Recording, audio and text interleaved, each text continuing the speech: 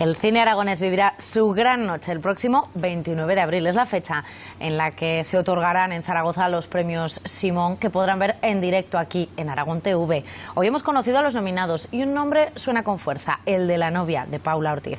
Y el premio que ya conocemos es el de honor. Lo recibirá el humorista y actor Fernando Esteso. La novia de Paula Ortiz será una de las protagonistas de la próxima edición de los premios Simón. Es la que cuenta con más nominaciones, 6 en total. Le sigue de cerca El bandido cucaracha, que opta a 4 premios, unos galardones que reconocen los mejores trabajos audiovisuales de Aragón estrenados en 2015.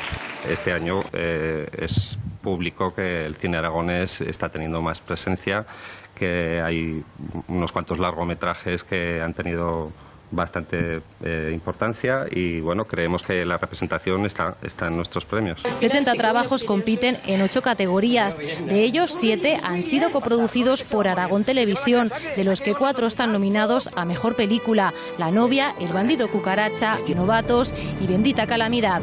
A Mejor Director optan Paula Ortiz, Miguel Casanova, Pablo Aragüés, Héctor Pisa y Juan Alonso, Alejandro Cortés y Rosa Jimeno. Y este año el premio de honor será para el actor y humorista Fernando Esteso. La gala se celebrará en el Auditorio de Zaragoza el 29 de abril y por primera vez será retransmitida por Aragón Televisión, para que también ustedes puedan seguir la gran noche del cine aragonés.